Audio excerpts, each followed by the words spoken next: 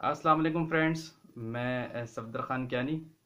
आप देख रहे हैं मेरा चैनल और वॉइस ऑफ कियानी। चैनल पे आप न्यू है, चैनल को लाजमी सब्सक्राइब कीजिए और बेल आइकन को भी क्लिक कर दीजिए ताकि तमाम वीडियोस का नोटिफिकेशन आपको टाइमली मिलता रहे। फ्रेंड्स, आज हम फार्मास्यूटिकल की लेबॉर्ट्री में दोबारा जाते हैं और उसी लेबॉर्ट्री ही को डिस्कस करेंगे। वहाँ पे दो फैक्टर्स है, बड़े इंपॉर्टेंट फैक्टर्स हैं।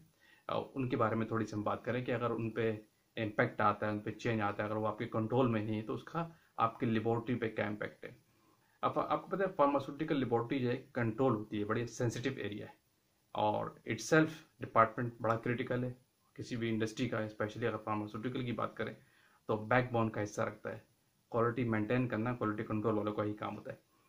तो आपकी क्वालिटी प्रोडक्ट का मेंटेन होना बहुत ज़रूरी है। तो इस चीज़ लेबॉर्ट्री है जिसमें आप काम करते हैं, एनालिस्ट काम कर रहे होते हैं, ऑफिसर्स काम कर रहे होते हैं, यहाँ पे सारी मशीनरी यूज़ हो रही होती है, इसको हम इंस्ट्रूमेंट कहते हैं। तो क्या इस लेबॉर्ट्री का जो इंस्ट्रूमेंट है वहाँ का जो उस एरिया का टेम्परेचर और ह्यूमिडिटी क्या होना चाहिए, ये दोनों चीज़ें बड़ी इंपॉर्टेंट है उस एरिया के लिए। छोटी कंपनीज़ के लोग इसको कंसिडर ही नहीं कर रहे होते और मैं अक्सर अपनी वीडियो में छोटी कंपनीज़ का नाम इसीलिए ले रहा होता हूँ क्योंकि जहाँ पे बहुत सारे फेलियर्स होते हैं उन जगहों को आप एक अच्छी चीज़ समझाने के लिए मिसाल दे सकते हैं। तो इन दोनों चीज़ों का कंट्रोल होना बहुत ज़रूरी है। अगर ये दोनों चीज़ आपके कंट्रोल में नहीं है इसके कॉन्सिक्वेंसेस बड़े ख़तरनाक होते हैं और बड़ा एडवर्स इफेक्ट आ रहा होता है आपकी मशीनरी के ऊपर। और जो लोग इससे अवेयर नहीं है उनको तो अंदाज़ा ही नहीं होता है कि ये इफेक्ट, ये चेंज या जो प्रॉब्लम आया है इसकी वजह क्या हो सकती है। तो जो टेम्परेचर है लेबॉर्ट्री का, आपकी जिस लेबॉर्ट्री में आप काम कर रहे होते हैं, वो गाइडलाइन में रिकमेंडेड 20 to 25 डिग्री होना चाहिए।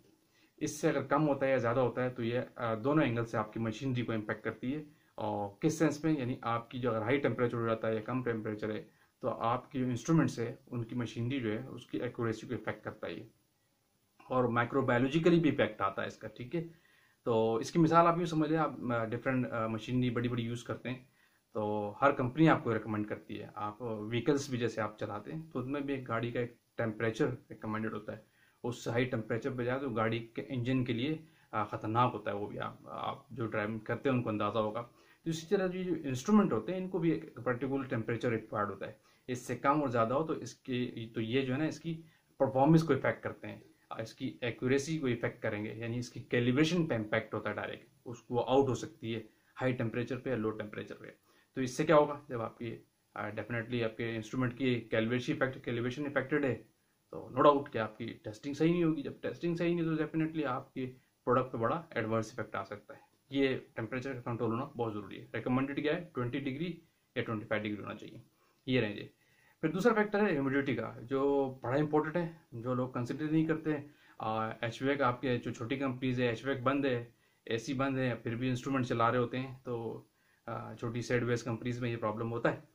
तो उनको पता है फिर इसका इफेक्ट क्या आता है इंस्ट्रूमेंट पे, उनको अंदाज़ा नहीं होता। तो जो ह्यूमिडिटी की अगर बात करते हैं तो आपके लेबॉर्ट्री के अंदर जो ह्यूमिडिटी रिकमेंडेड है वो 30 to 50% RH होनी चाहिए।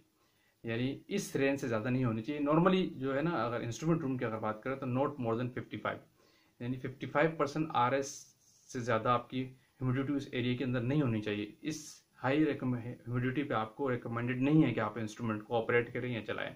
वो उसकी वजह क्या है, अगर ये ह्यूमिडिटी बढ़ती है, बहुत ज़्यादा होती है, तो ये जो है ना आपकी ह्यूमिडिटी भी आपकी कैलिब्रेशन पे इफेक्ट करती है। आपके इंस्ट्रूमेंट की कैलिब्रेशन आउट होगी और आपके इंस्ट्रूमेंट की एक्यूरेसी को इफेक्ट करेगी। नंबर वन क्या है, आपकी कैलिब्रेशन को इफेक्ट कर सकती है। और नंबर टू जो बड़ा इंपॉर्टेंट पार्ट है, आपको पता है कि जो आपके इंस्ट्रूमेंट है ये सेंसिटिव इंस्ट्रूमेंट है as compare to other machines. दूसरी मशीनरी जो होती है उससे कंपेयर करते हुए ये मशीनरी ज़्यादा सेंसिटिव होती है। वो क्यों, कि इनके अंदर बड़े सेंसिटिव इलेक्ट्रिक बोर्ड्स होते हैं और ये मिली वोल्ट्स पे चल रहे होते हैं। ये वोल्ट्स पे नहीं चलते, मिली वोल्ट्स पे चल रहे होते हैं, बड़ी कम वोल्टेज पे चल रहे होते हैं। तो इसलिए अगर इस आपके एरिया में ह्यूमिडिटी बढ़ती है तो हाई ह्यूमिडिटी जो है, जिससे मॉइस्चर बढ़ेगा, तो वो आपके इन जो सेंसिटिव बोर्ड्स हैं इन बड़ा एडवर्स इफेक्ट दे सकती है, वो शॉर्ट्स हो सकते हैं। तो हाई ह्यूमिडिटी का इफेक्ट आपके कैलिब्रेशन पे भी आता है और आपके इंस्ट्रूमेंट के बोर्ड्स पे भी आ सकता है।